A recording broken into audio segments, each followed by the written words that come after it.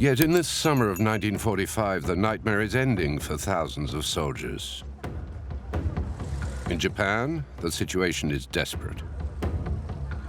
The empire of the rising sun no longer has the means to continue the war. It can't stem the American advance. Its centers of industry have been systematically destroyed by the US Air Force's bombardments. Its supply lines all cut off. With no shipping lines and a strict blockade in place, Japan is in trouble. There's nothing left. No coal, no petrol, no rubber, and no rice.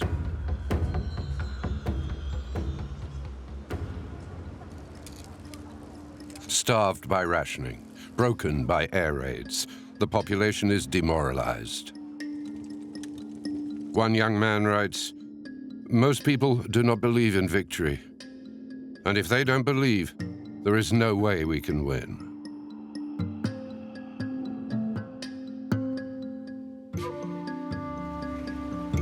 The people of Japan are preparing to face the unthinkable. And in the corridors of power, too, many of their leaders are resigned to the war being lost. But the ministers cannot accept the shame and the risks of an unnegotiated surrender.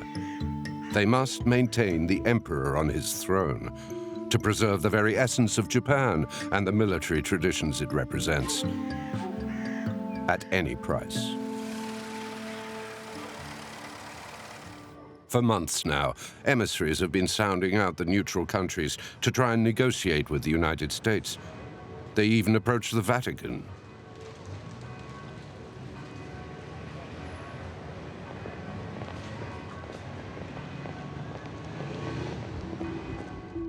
But the country is divided.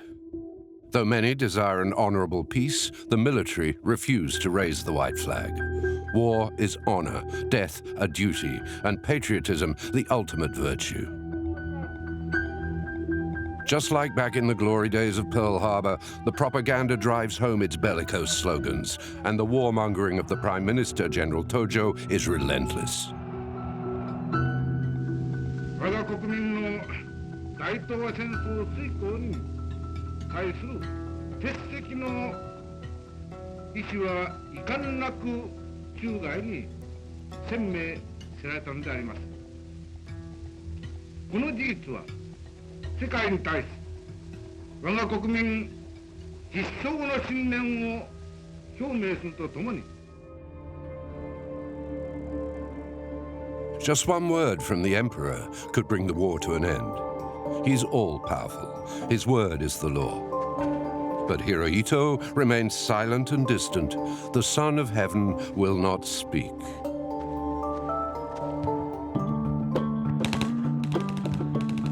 His empire has already lost the Philippines, Borneo, and Burma. And now the islands of Iwo Jima and Okinawa have fallen.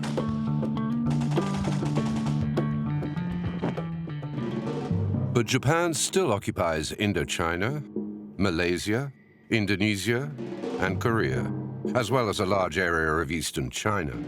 It also still holds Manchuria. And there, on the Russian-Chinese border, is where its most impressive forces are stationed. 700,000 men, all raised on an unshakable faith that a soldier's sacrifice can change the course of history. It's a vain illusion, though, for the Japanese army is a shadow of its former self.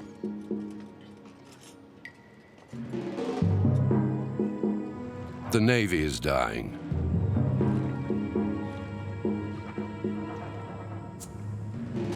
The Air Force has lost its best planes.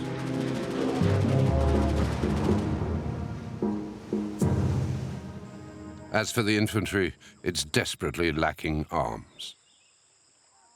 And what's worse, the poorly trained new conscripts have none of the bite or the energy of their elders.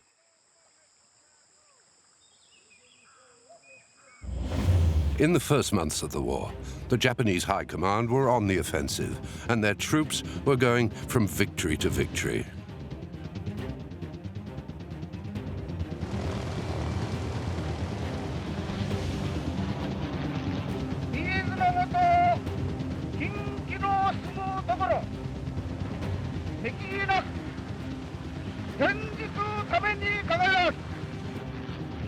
Those triumphs, though, are now a thing of the past.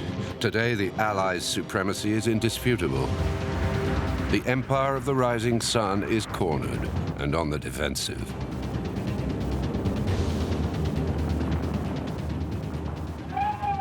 Before he left his post, General Tojo exhorted his troops, "Do not survive in shame as prisoners. Die rather than leave nothing but ignominy."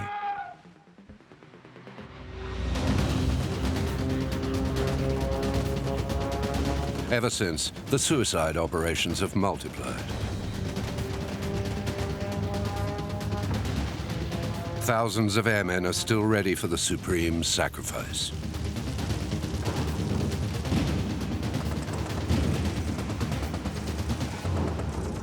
Before taking off, one young kamikaze writes, "The order has come through for an attack we will not return from.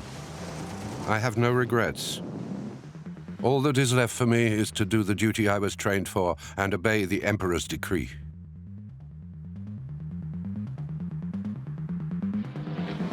With such a determined enemy, the US Navy and Air Force focus on a war of attrition. They're convinced that time is on their side. Under a hail of bombs and without enough food to live on, the Nippon Empire is doomed.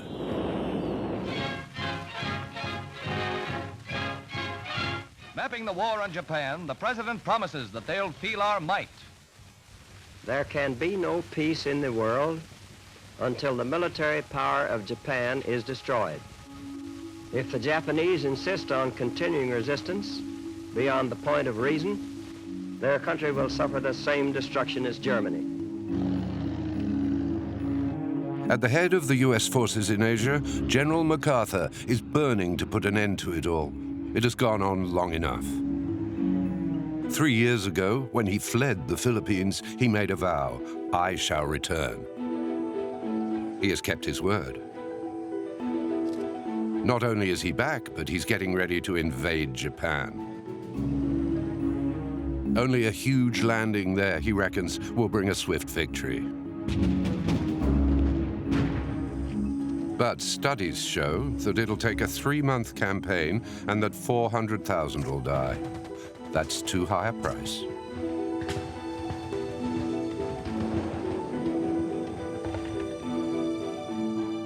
President Harry Truman is procrastinating. Should we invade Japan, bombard it, or besiege it? He asks in his diaries. Never has a decision been harder to take. Truman is a timid man. He's small, lacking in charisma, and a mediocre orator. Nothing about him suggests an intrepid poker player. But still waters can run deep. In fact, he's an outstanding player. And the hand he's about to play will prove that. His motto? If you can't take the heat, get out of the kitchen. After endless debate, MacArthur gets his way. A gigantic landing is programmed for the autumn. And to be sure of victory, the Americans are counting on a fearsome ally, the Soviets. A year earlier, Stalin promised to stand by them in the Pacific, on condition that he would get back the islands of Kuril and Sakhalin that Tokyo seized back in 1905. The Kremlin boss hasn't yet honored his promise, but he will. In his way. No hurry. He'd rather let the Japanese believe that the 1941 non-aggression pact between their two countries still holds, so he can surprise them. Crafty as ever, he's gearing up for a fight. Ever since the Reich surrendered, the troops that brought down the Wehrmacht have remained mobilized. More than 6 million men are still bearing arms. And soon they'll see action again. The Soviet intervention is set for the 15th of August. If Stalin goes to war August 15th with no strings on it, I'll say that we'll end the war a year sooner now, says Truman. On that day, the Japs have had it. One event, though, will upset all his plans.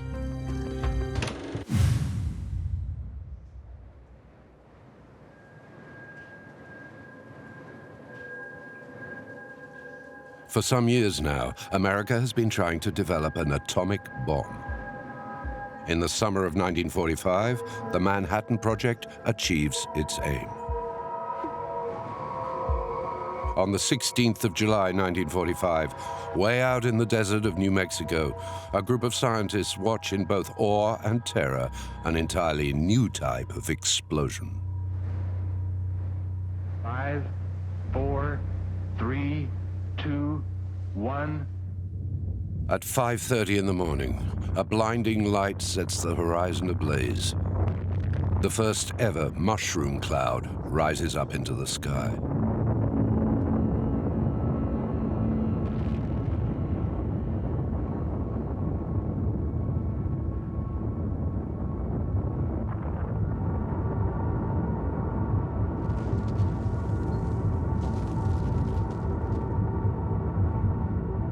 Robert Oppenheimer, the program's director, will later admit that he murmured, "Now I am become death, the destroyer of worlds."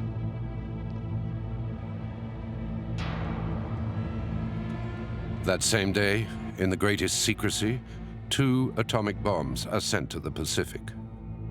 Fat Man and Little Boy will very soon explode for all the world to see. The next day, the 17th of July, as the Allies arrive at the Potsdam conference, an agreement has to be reached. At the Little White House in Potsdam, Generalissimo Stalin of Russia is one of the first to welcome the president. Next to join the group is Prime Minister Churchill, who meets an old conference friend. Here, the fate of Germany and the end of Japanese aggression will be settled. Next to Churchill and Stalin, Truman looks like a novice. It's his first summit conference. But the American president has an ace up his sleeve. He straight away warns his Soviet counterpart that the United States have a new weapon of unusual destructive force. The man from the Kremlin's unmoved, but he gets the message. "I'm glad to hear it," he replies. "I hope the Americans will make good use of it against the Japanese." Stalin knows of the existence of America's nuclear project, but not of its recent advances.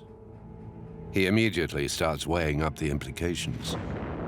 An atomic strike could make the Japanese surrender before he's had time for any conquests. From now on, preparing for an Asian offensive is his top priority. Within weeks, a huge mobilization is underway.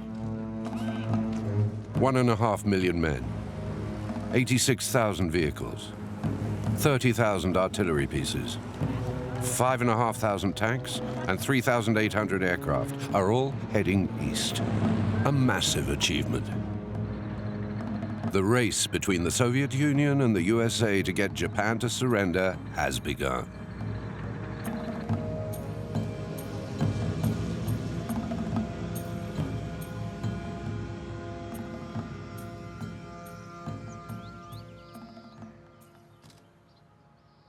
Meanwhile, in Potsdam, talks continue between the 3 great powers, and not without some tension. Truman seems emboldened by the power of his bomb. He's strutting for the cameras now. He doesn't really see the need for any Soviet intervention anymore, but keeps it on the agenda as an insurance policy. After all, it's not yet certain that the bomb will cause Japan to fold. A few days later, the US again demands the enemy's immediate surrender. If they do not now accept our terms, they may expect a rain of ruin from the air, the like of which has never been seen on this earth. Behind this air attack will follow sea and land forces in such numbers and power as they have not yet seen and with the fighting skill of which they are already well aware. It doesn't work. The Japanese reject America's ultimatum. But their Prime Minister, Suzuki Kantaro, doesn't completely close the door. He tries to gain time, believing he still has room to maneuver. Tokyo turns to Moscow, which seems odd since the Japanese leaders are so virulently anti-communist. But Stalin has always, come hell or high water, maintained his neutrality. Using him as a mediator could well be a way to reach an acceptable truce.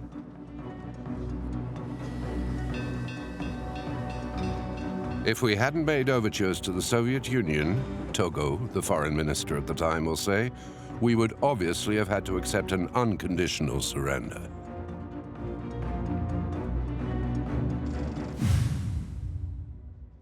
But Truman has made his mind up. If the Japanese won't surrender, to hell with them. In Washington, though, politicians and the military are at odds about the fate of Japan and about using the bomb. The debate drags on. But to wait will mean opening the gates of Asia to Stalin, and Truman is wary of the Soviets' ambitions. The bomb is the solution.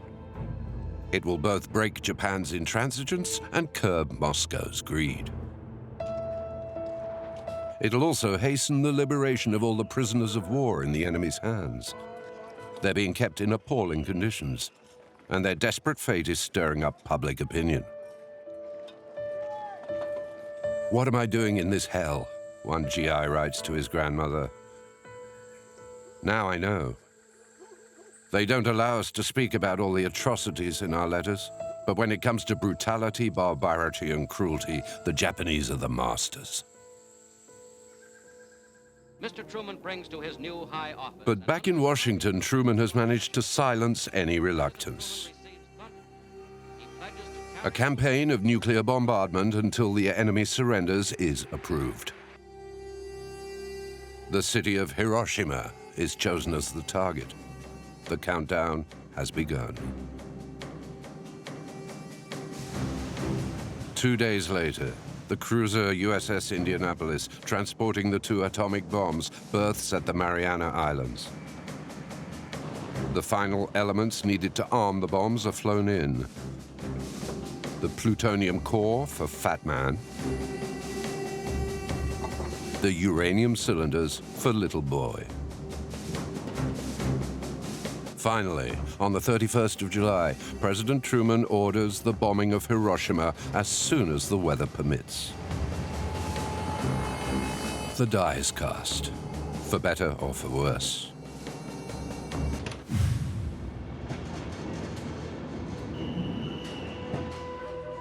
In Tokyo, life goes on. But it's a struggle. It's total devastation, with people stumbling through the rubble. A huge bombing campaign in March left over 100,000 dead, and the city's just a heap of ruins. 267,000 buildings have been destroyed, leaving thousands of people in the street. For these unfortunate souls, it's a daily fight for survival. One of them says, "I can't stand it anymore, being hungry day after day. It's only thanks to the kindness of strangers that I haven't starved to death." But the military remain unmoved by it all. Doggedly, they stick to their guns. The American landings MacArthur has been promising worry them, but the General Staff has a fearsome response planned. If the Japanese troops can't prevent their sacred lands being invaded, at least they can ensure it's no triumph for the enemy. By forcing them to engage in very bloody battles, they can compel them to negotiate, even if it means fighting to the very last man. So the combat drags on, and more desperately. The US Army is suffering heavy losses. Here at the beginning of August 1945, one thing is certain. The Japanese are determined to resist, anything to prevent the Soviets joining the dance.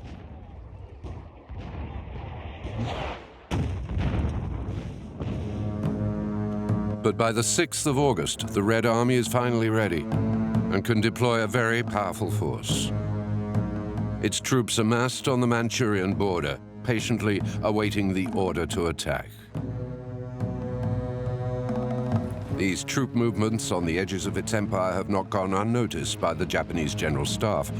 But as General Yamada notes in his report, only a fool would launch an offensive in the region in the month of August, in the rainy season, when the roads are all waterlogged.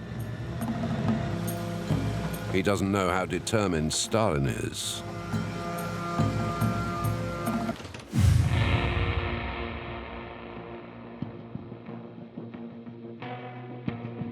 On this same 6th of August, a hand-picked team of 12 men in the Mariana Islands are preparing to leave on a mission. Paul Tibbets, a young US Air Force lieutenant colonel, is their commander.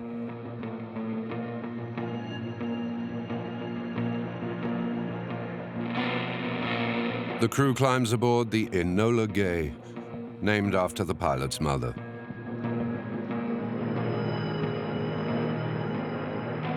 The base's medic hands them a little box containing 12 cyanide pills in case they're captured.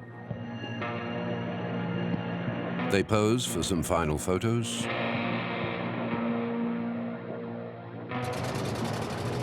And take off at last. Very soon, they will drop Little Boy.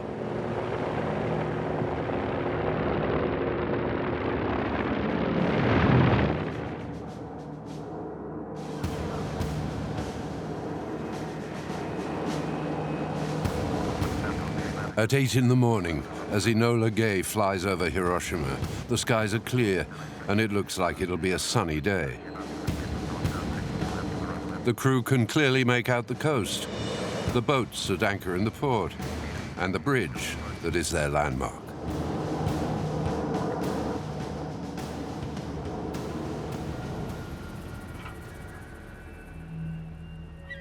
It's rush hour. But all's calm in this city that has hitherto been spared the bombardments. People are on their way to work. The kids are off to school. They hardly notice a tiny sliver of light glinting up there in the sky.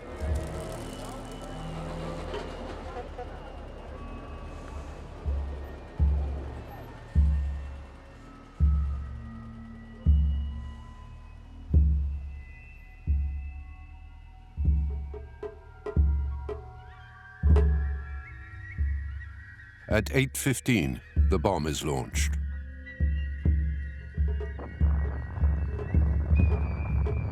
At ground level, the temperature goes up to 4,000 degrees.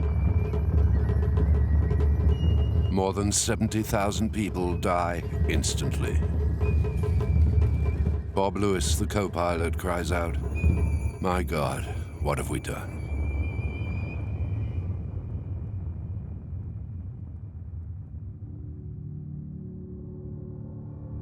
Hiroshima is razed to the ground for an area of 2 miles all around. Everything is burnt, smashed, annihilated. It's an apocalypse.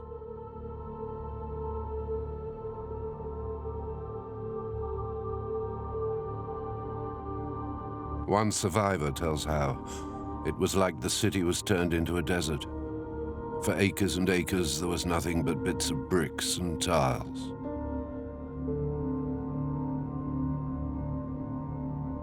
Among the dead were women, children, and old people, as well as prisoners of war, and thousands of Koreans from the forced labor program. Others died more slowly and silently, badly burned or irradiated, As one witness tells it, people were suffering in silence. Nobody was crying. Not a single person who died made any noise. Even the children were silent.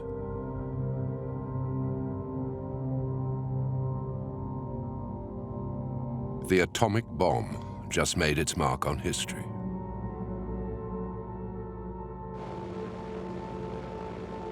On their return to the United States, the crew of the Enola Gay get a hero's welcome.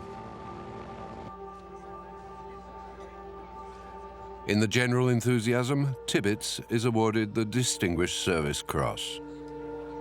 When later he is received at the White House, Truman will tell him, "Don't you ever lose any sleep over the fact that you planned and carried out that mission.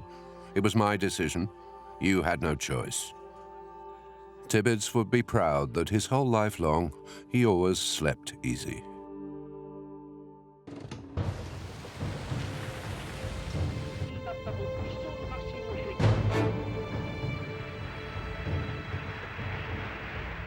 Despite the chaos that reigns in the shattered city, the authorities remain calm. It's not the first city to be bombed. Many others have been destroyed by conventional strikes, with those on Tokyo causing even more deaths. The Nippon Times prints just a short statement. Hiroshima was attacked on Monday at 8:20 a.m.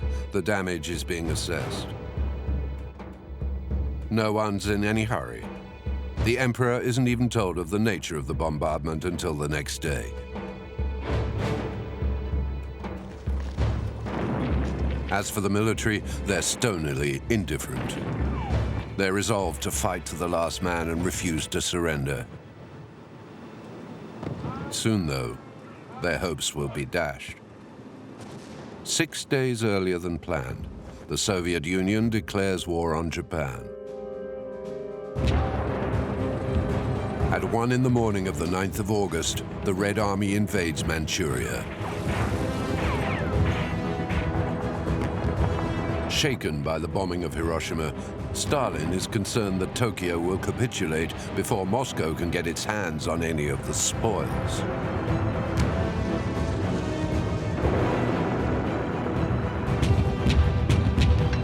His aviation shells the Japanese troops. His artillery decimates them. The Russian steamroller is on the move. Nothing can resist his advancing tanks. One Russian officer reports that the tanks and artillery were bogged down, the clay was sticking to our boots. But we kept pushing ahead much faster than we did on the German-Soviet front back in '44.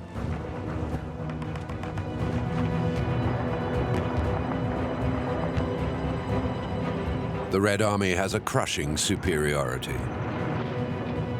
The Imperial Army's infantrymen are desperately sacrificing their lives in futile bayonet charges. Everywhere, the cry of "Bonsai" echoes around the front. Manchuria falls with staggering rapidity. The Japanese side, surprised, is in full rout.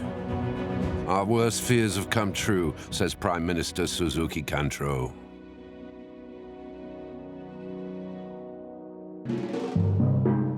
On the American side, General MacArthur is delighted.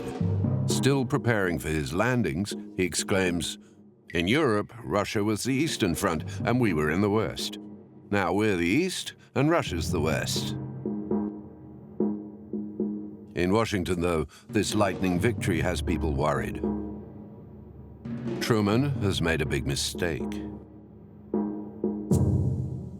Far from intimidating the Soviets, Hiroshima has galvanized them. What's more, he's underestimated the power of the Red Army. Is he letting slip the endgame? So, America decides to strike again. On the 9th of August 1945, the very day the USSR enters the war, the bomber carrying Fat Man takes off. Its target? Kokura, on the island of Kyushu. But straight away, its pilot, Charles Sweeney, has a problem: the weather. Due to heavy cloud cover, he sets course for another target, Nagasaki.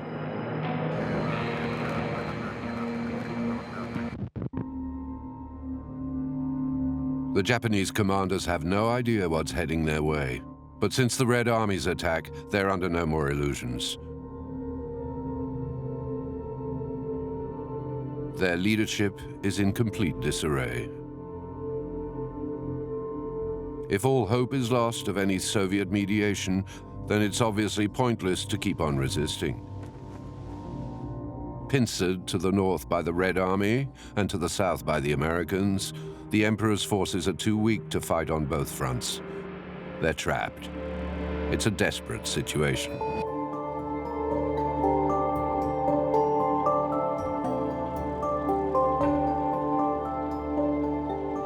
So on this day, the 9th of August, as the Americans prepare to strike, Hirohito at last breaks his silence. At dawn, he convenes his Supreme Council for the direction of the war. For the first time, and at the highest level, the possibility of surrender must be considered.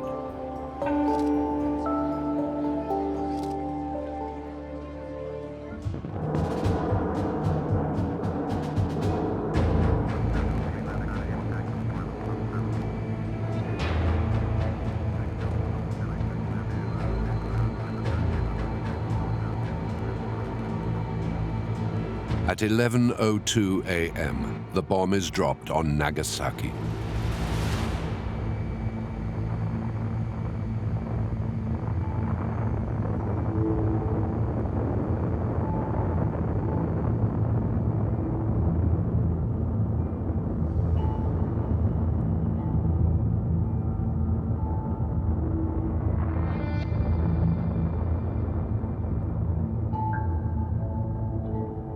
Previously unseen footage released by Russia in 2016 shows the city just weeks after the explosion.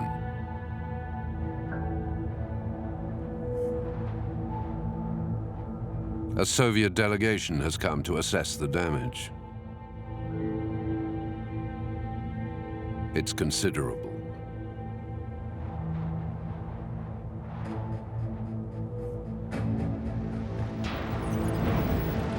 The Japanese leadership at last realizes the extent of the tragedy. But still, they don't know what to do about it. The War Council is profoundly divided. The arguments go on for hours. The military is still refusing to lay down its arms. But this time, the Emperor shows his authority and reaches a decision.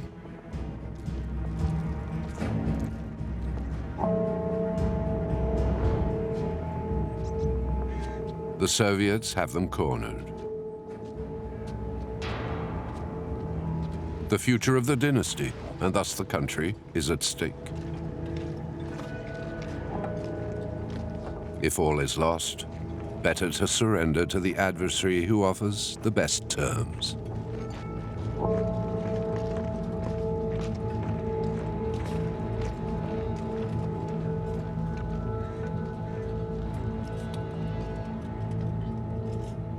It's quite clear that Moscow will never accept to maintain an emperor, and the prospect of a Soviet occupation is a frightening one.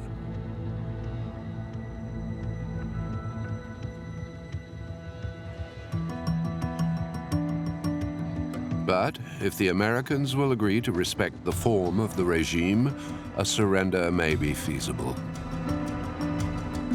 Japan will surrender to the Americans, not to the Soviets.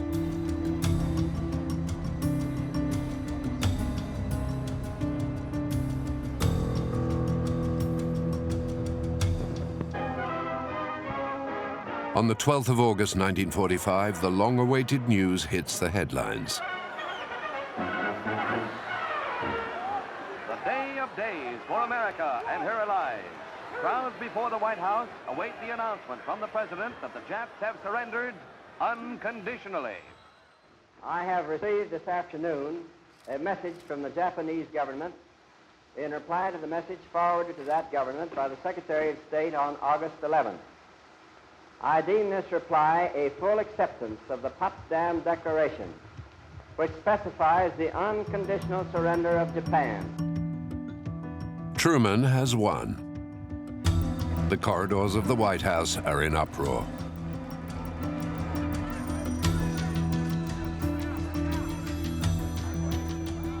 This is complete capitulation, something the stunned Japs have yet to realize to its full extent. Meanwhile, their armies throughout Asia and the Pacific are crumbling in surrender. In the end, the Japanese get what they want. The emperor gets to stay on his throne. Truman has no problem with this concession. Later, he will declare, "They wanted to keep their emperor. We told them they could, but on our conditions." So General MacArthur will never get his landings. Very shortly, I trust we'll all be going home. But for America, it's a great relief. 400,000 of their boys were going to die, and now they're saved. 2 days later, Hirohito calls for an end to hostilities.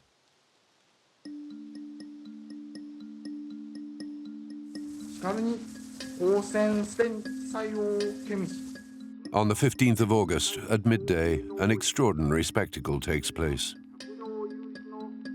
For the first time, Hirohito speaks directly to his people. Huddled around whatever radios they can find, the people listen to the words of the one they consider a living God. They've never heard his voice before.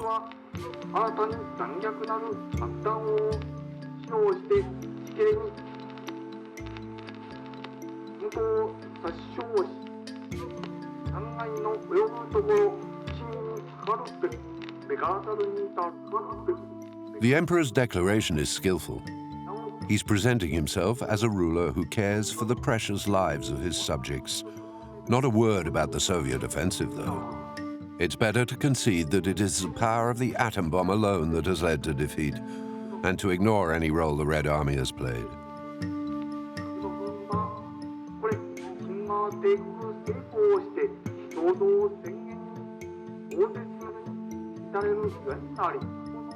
In a serious and embarrassed voice, Hirohito enjoins his people to endure the unendurable and surrender.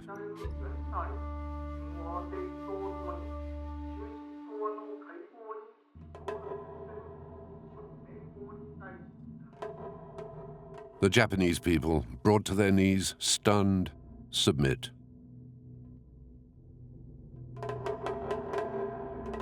One of them remembers sadness and happiness, happiness and sadness. How could I separate the two emotions? And then, how could I reconcile them?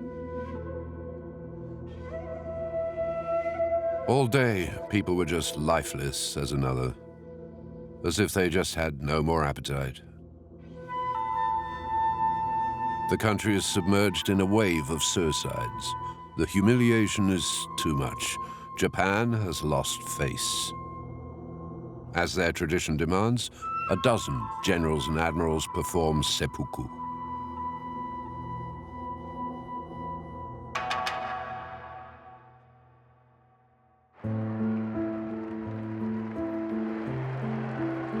In the US, on the other hand, they're delirious with joy. This time, it's over. Crowds pack the streets. Happy, triumphant faces are all around. Japan surrenders, the headlines scream. Peace in the Pacific. Our bomb did the job.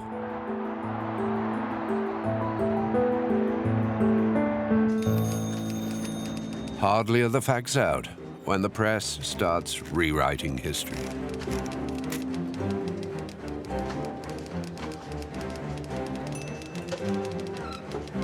To mention the decisive role the Soviet offensive played in the victory would put a damper on things.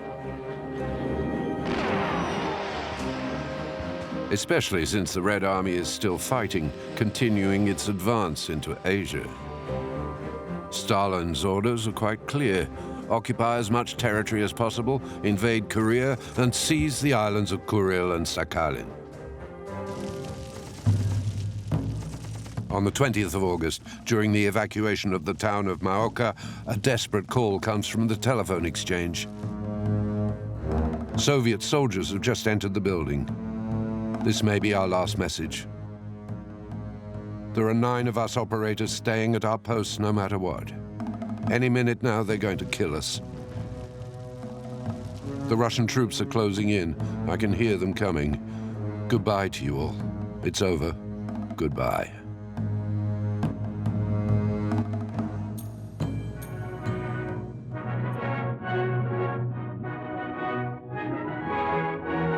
Самураи, вон с Сахалина.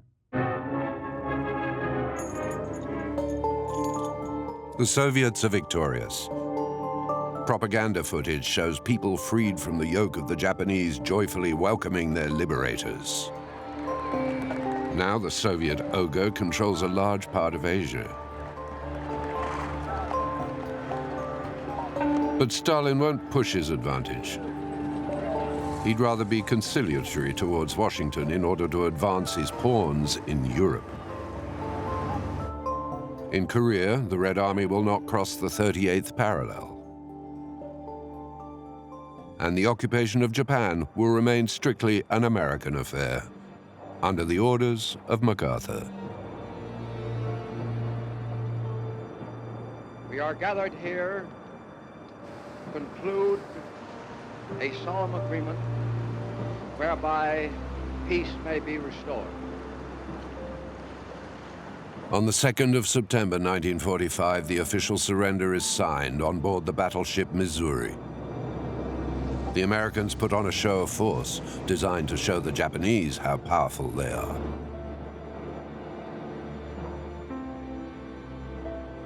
As Supreme Commander for the Allied Powers, I announce it my firm purpose to proceed in the discharge of my responsibilities to ensure that the terms of surrender are fully, promptly, and faithfully complied with. America is triumphant, and her conscience is clear. The war had to be won. Lives had to be saved, especially American lives. Pray that peace be now restored to the world, and that God will preserve it always. Truman declares, when you have to deal with a beast, you have to treat him as a beast.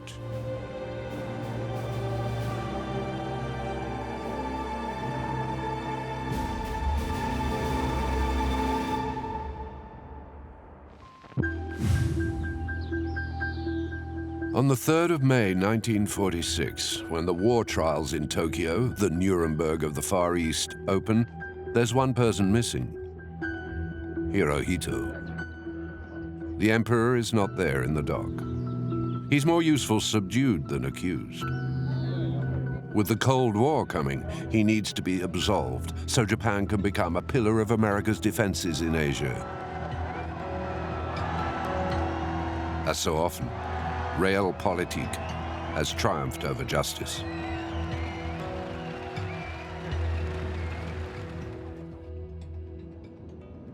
In 2016, for the very first time, an acting US president visited Hiroshima. The ruins there have been classified as a World Heritage Site, and there is a huge memorial dedicated to peace. But the Hiroshima bomb was not the sole reason for Japan's surrender, no more than the one at Nagasaki. The Soviet intervention made a large contribution to the country's defeat. And yet the legend of the miracle weapon that brought an end to war still lives on.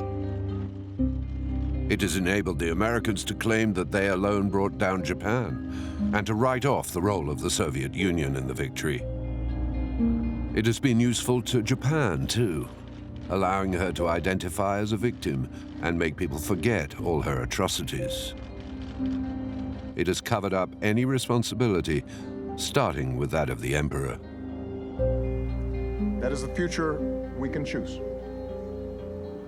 A future in which Hiroshima and Nagasaki are known not as the dawn of atomic warfare,